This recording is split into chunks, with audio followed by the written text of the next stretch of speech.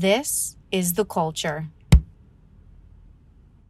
Hello, everybody, and welcome back to another episode of the Cinema Wave Podcast. We are back to talk about episode 4 of the 4th season of True Detective, subtitled Night Country. I am one of your hosts. My name is Darian Zach. I am joined, as always, by Zach Miller. How's it going?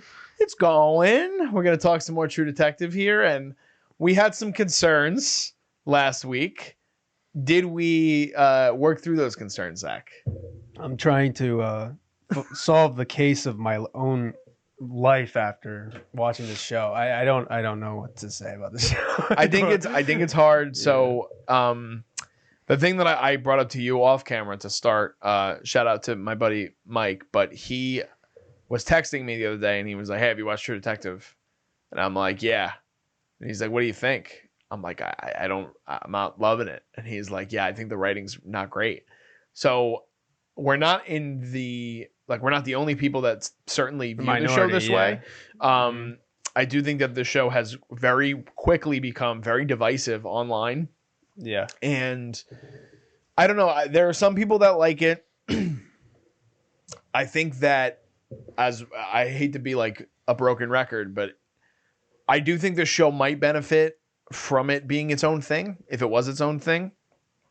At the same time, True Detective always has been an anthological series, so it's hard to connect from season to season, but there are still benchmarks that the show sort of meets every season that you're expected to see in that. And again, Nick Pizzolatto did not write this season, and he actually recently said some things online when he was asked about this 4th season and his input on it, and he wasn't asked at all. He's an executive producer on it, though, because he created the original, like he created the series as a whole, and he wrote the first 3 seasons. So why don't you explain what he said? Yeah, I have to find it. Yeah. I have to find it. But like there's a lot of divisiveness based on what people think. Okay, here we go. So this is from The Independent. I mean, the headline's pretty tough. True Detective creator Nick Pizzolatto scathingly eviscerates stupid Night Country. Now, I think that might just be a headline for clicks, because it didn't seem that intense to me based on what he was saying. However, let's see. All right, so while this is also in the article, though, I do think this is important. While many fans are enjoying the direct link to early season 1, others have branded it as lazy and now review bombing the show, which I don't know if I've been seeing that necessarily. Here we go. However, one critic of the new season appears to be Pizzolatto himself, who, despite having an executive producer credit on the show, has distanced himself from the episodes in alleged Instagram posts that have been shared on Reddit. In one of the screenshots, he seemingly replied to a comment about the season 1 homages, branding them stupid. He allegedly wrote in another comment, which was complaining about the season, "I certainly did not have any input on the story or anything else. Can't blame me." Damn. So, wow. He's not happy, obviously. And then so after that comment, he also said Matthew doesn't show up, nor would he, because somebody had asked. I really hope Matthew had enough respect for what you did with season 1 to not show up in Night Country. So they're obviously alluding to Matthew McConaughey. But yeah, the show is gaining attention. I don't know if it's for the right reasons now, but what Zach and I feel, or we at least tried to express on last week's episode, I felt like, was we just feel like the writing has gotten very reliant on the viewer making their own opinions dramatically, because within the characters, there's not a lot to like. And there's also not a lot that we really know about the characters.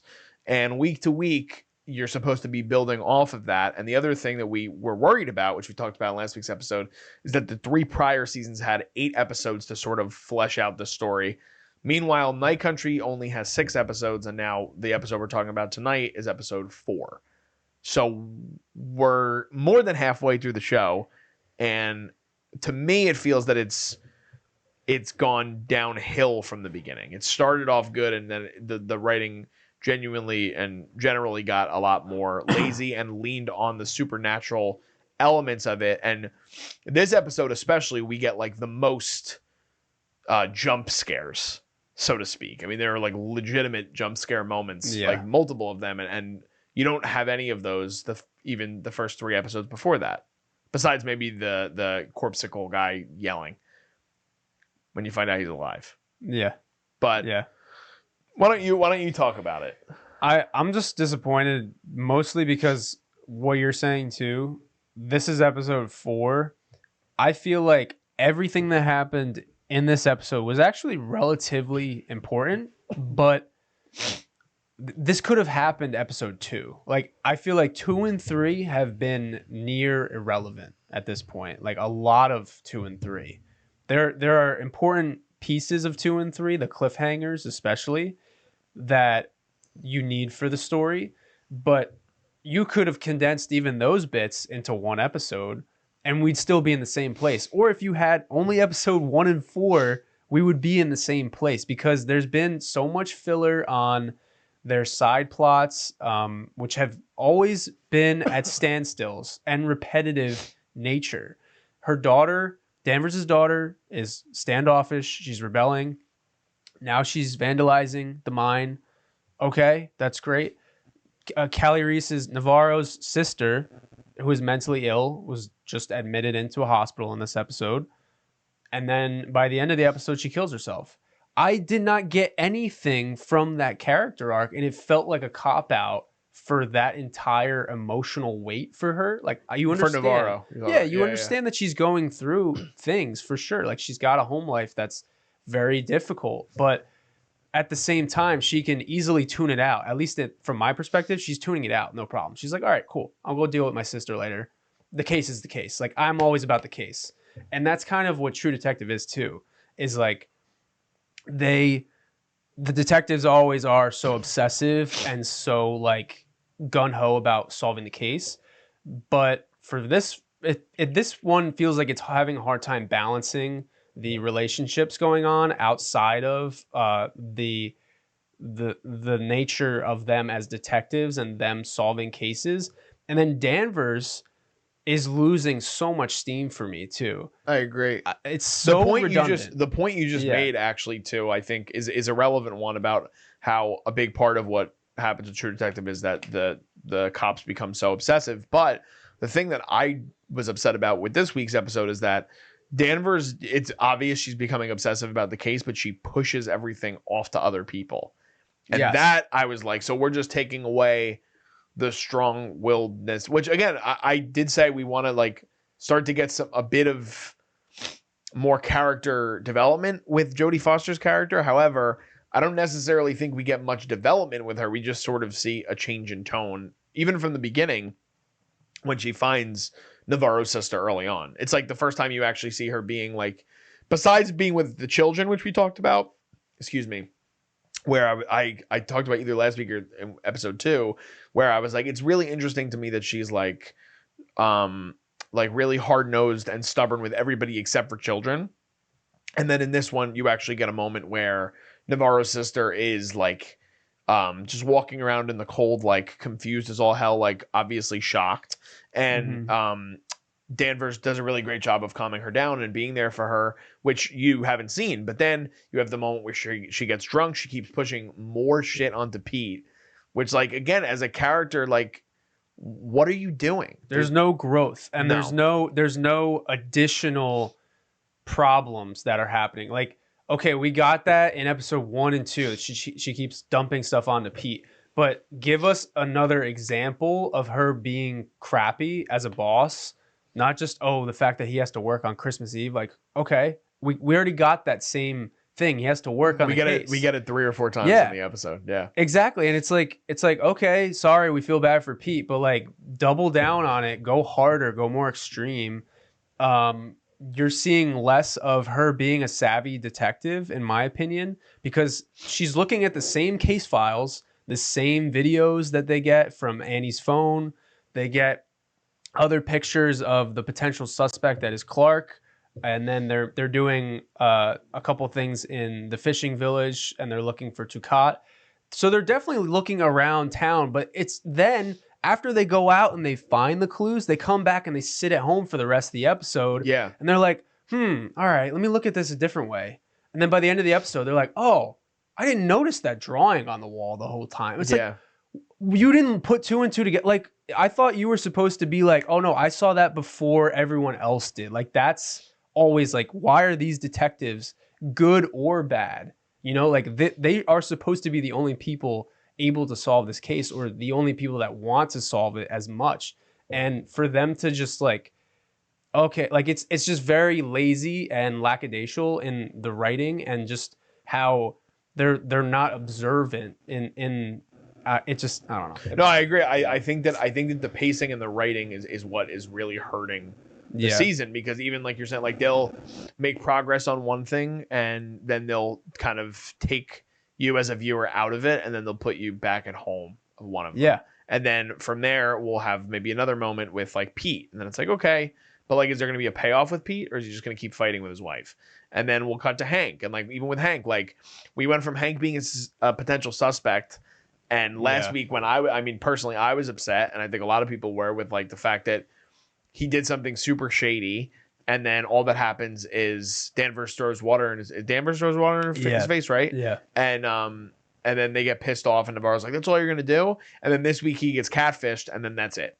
Yeah. That's him for the whole episode. Mm-hmm. He gets catfished. He shows a moment of humanity with his son where he goes, I'd like to come over for Christmas Eve. I got nothing else going on. Yeah, and they're making us feel bad for him. And it's like, okay, that's great, but why did you waste all that time in the first 3 episodes making him sketchy and rebellious against Danvers? He has no regard for the chief of police, and he just beats to his own drum.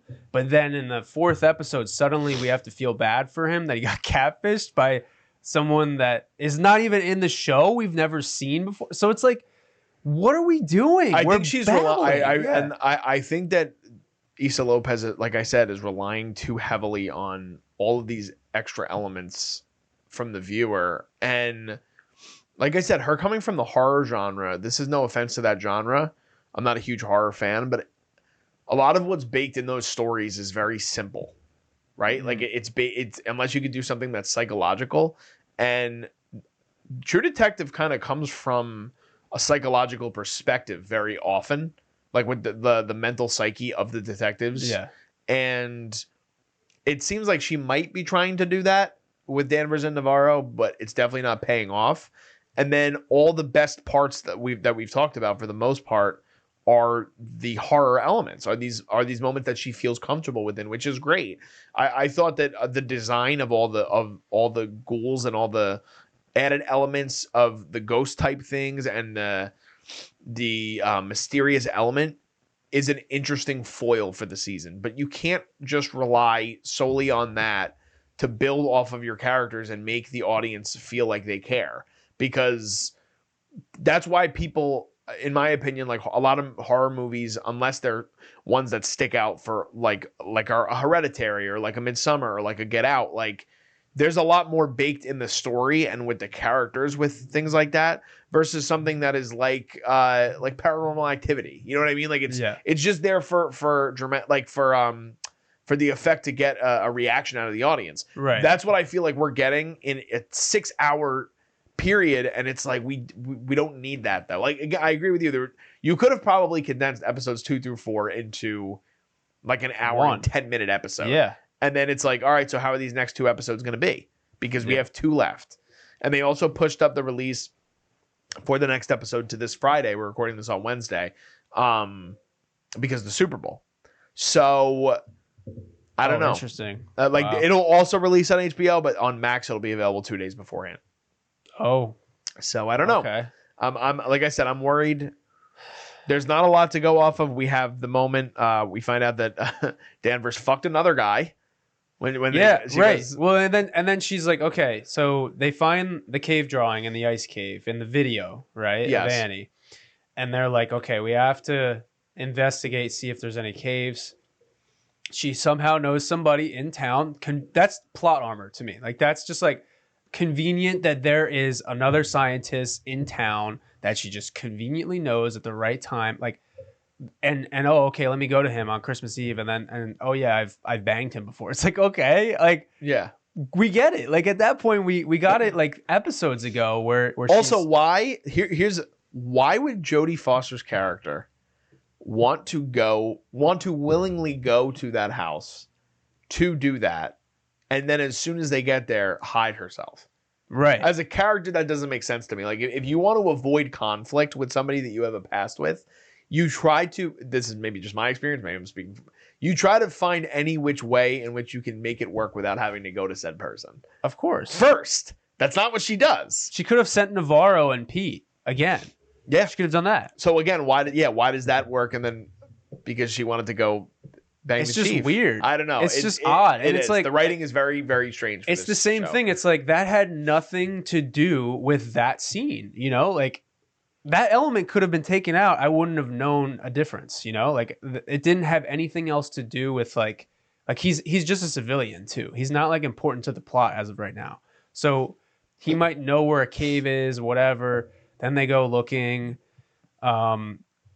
There's like I saw in your notes, there's a recurring element again with the orange, which is like Godfather-ish of like, you know, when death is about to arrive, like there's an orange in the Godfather when that kind of stuff happens. But I think that's kind of an example that they're tailoring for this in a way. It's but like an homage, but yeah, the reference to like the supernatural is coming and that's around. But then I was also on the ice with Navarro. It's just like I get it. I get the setup. I think that's like I don't even care that they're doing a lot of the stuff that they're doing. It's how long it's taking to get there. Yeah. You know, like I get it because when you're setting somebody up for this long and you're waiting for it to pay off, the payoff and if the payoff is flat, it's gonna be even worse. You know, like that's the problem. Yeah, and they have to pull back, reveal little things as you go to keep you more and more engaged each week. But so far, I'm like, I'm just finishing the show. Like there's little things, breadcrumbs that I'm trying to chew up, but I don't know. No, I agree. I wholeheartly agree with everything you're saying because a big part of it always with anything that you watch in film and television, like even if like maybe a movie is half baked for a lot of it, if you get a substantial payoff at the end, you might bump it up a whole like number because you actually you're getting somewhere that's important. With this show, like you said, the setup, it's not really too intellectual, it's fine that it's not. But what are we waiting for at this point? Like, why couldn't you have made this a 4-episode limited series if that was the way we're going to go and put certain things in?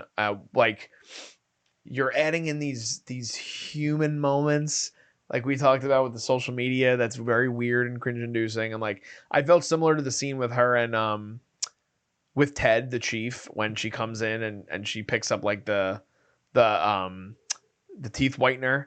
She's like, "Wait, you're running for governor? What are you doing with this?" I'm like, it's just like there's certain you learn in film school. Like there's certain things that you don't need to address. It's like the audience, you got to have faith in the audience, and that's where don't make them think that don't think the audience is dumb. Yeah. Yes, and it feels that I don't know. It's weird. It's like the show is too simple, but then at the same time, they're dragging us out for something that might be more than what we think.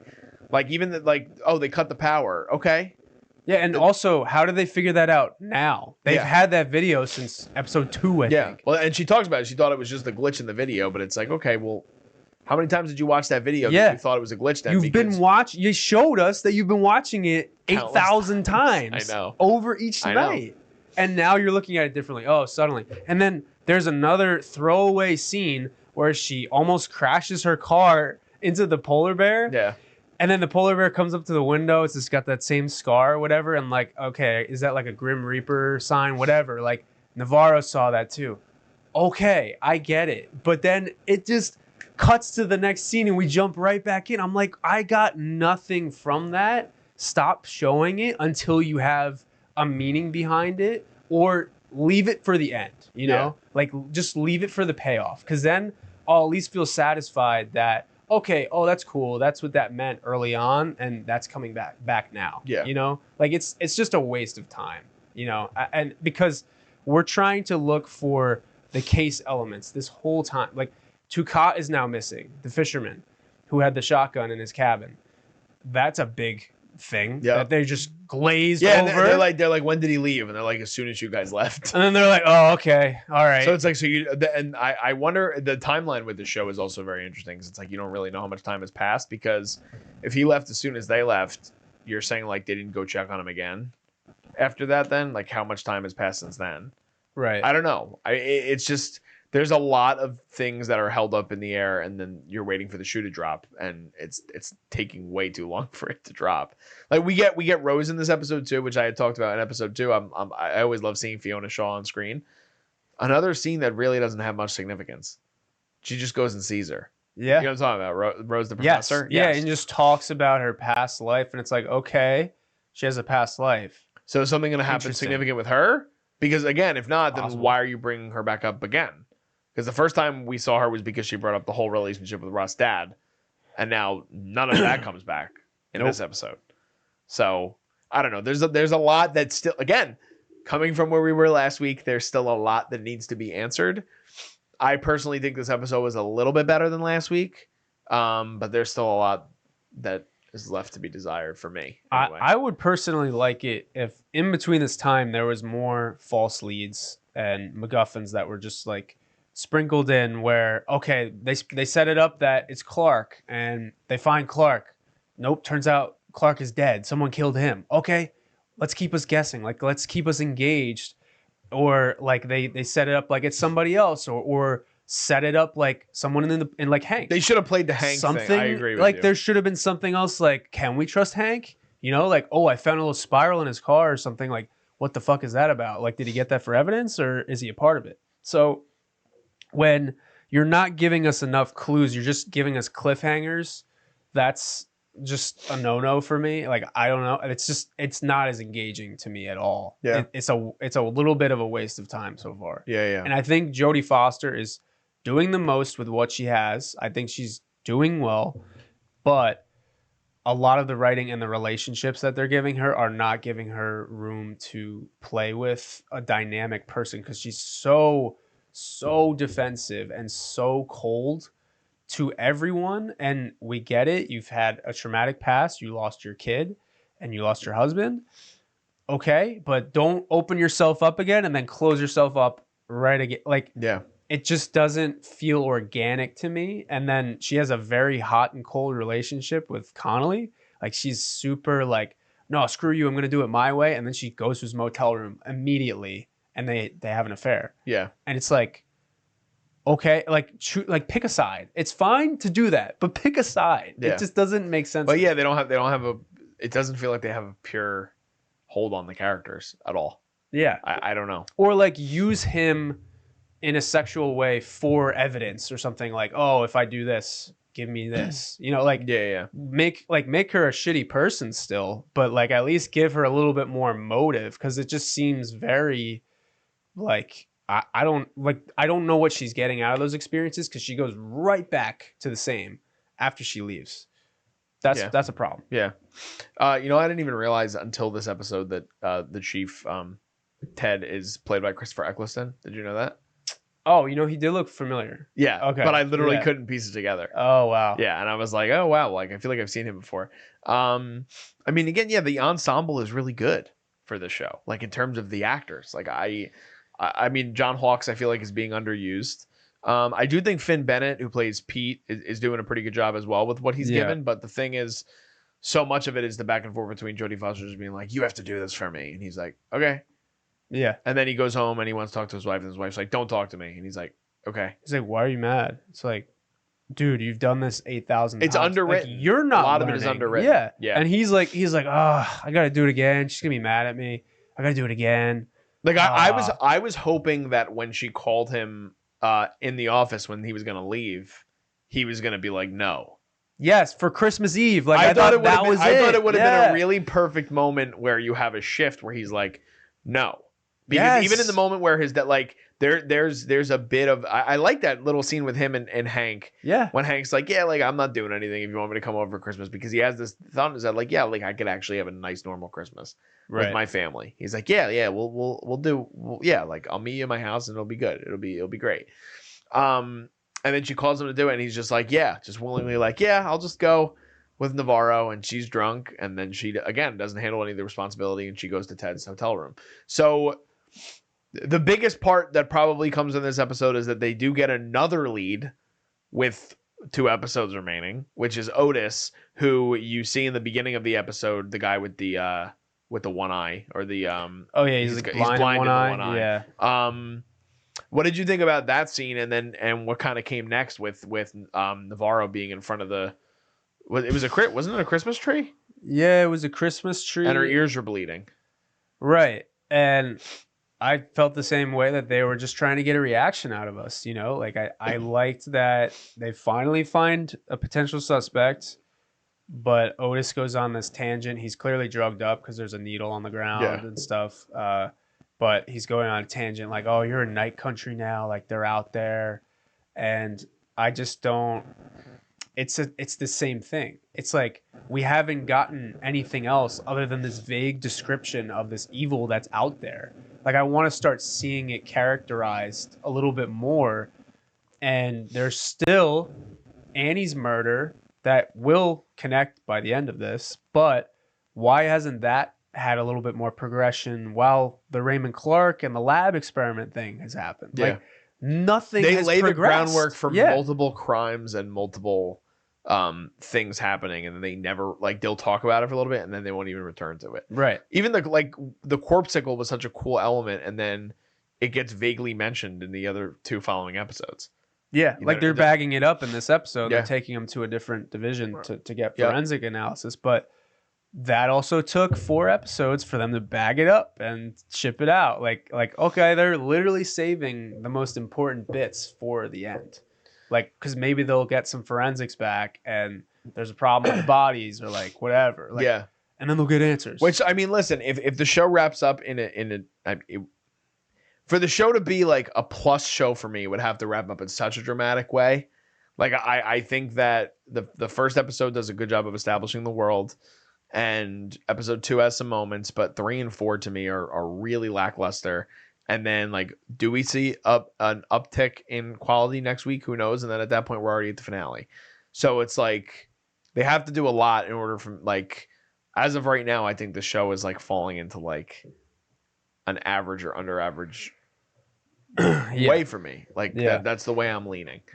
Do you feel similar? I feel the same way. I just want, like, if we got there faster, if we got to one of the plot elements a little faster, I think this show would have a lot more of its foundation concrete. But for now, it's just hard to distinguish what's happening. Yeah. You know? And I get that, like, there's the element of confusion they want with the supernatural, and that there are things not adding up for either of the detectives, but you can't string us along this long without giving us something as a viewer. Like, don't let the audience feel like they're dumb. Yeah. So, all right. So 2 things. First, we'll start with our scores.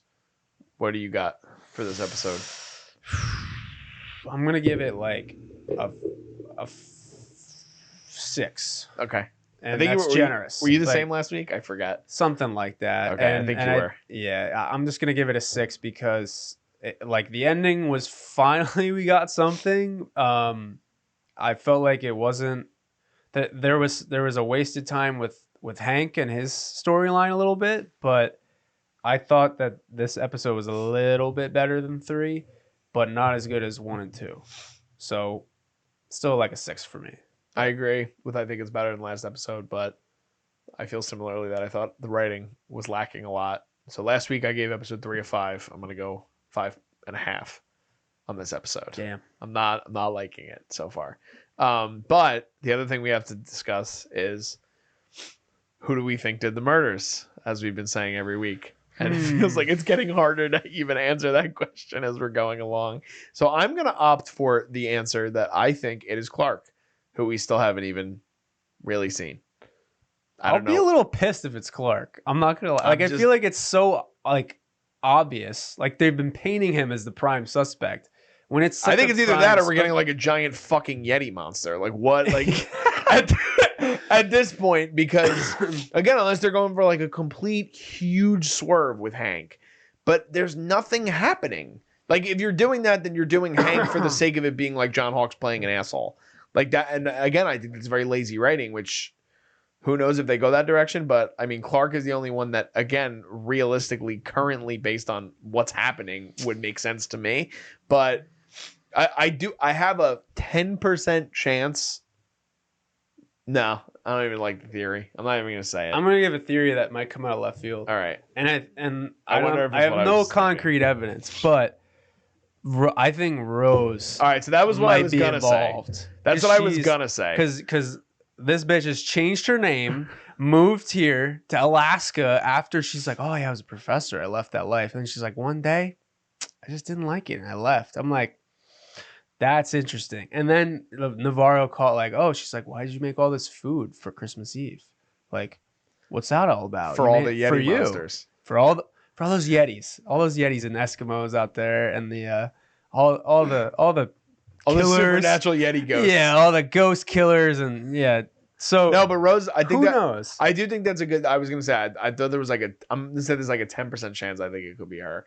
Because But also think about it, like Travis, we don't have like a super definitive answer of what happened to him, and she's the only one who knew what happened to him. yeah, So she could have killed him potentially. if he. Who knows? I mean, Travis is irrelevant to this level Plot, of the I know. stage in the plot, but still, I think Rose might have a hand in this. Yeah. And Connolly was throwing me off a little bit too, because he's involved and he's always shadowing Danvers, but he's not helping her with anything. Yeah. The thing was, and the thing that I guess it's better than. I don't know. With both of them, both of those things still feel obvious to me. Yeah. Where I'd rather it not be that. Like, I guess Rose would be better, but even Connolly, like, it's just I feel like Christopher Eccleston always plays like a villain in everything he does. Besides playing Doctor Who, but like otherwise, everything he does, he kind of plays an asshole. So it's like, to me, it would just be like typecasting, and that it would feel similar to Hawks if they decide to go that way. Sure. But I don't know. I do like your Rose theory though. I think it's possible. But I'm gonna go 65% Clark, 10% Rose, 25% supernatural Yeti monster. That's my thoughts. That's my thoughts. Amazing. All right. Do we have anything else? Or are we done with It's this? a fucking Yeti. All It's right. the Yeti. It's gotta be the Yeti. Come back to this video. Let us know in We the comments predicted what the Yeti you think. Yeah. What do you caused think all his these name murders. is? What are the Yeti's names? There can be plenty.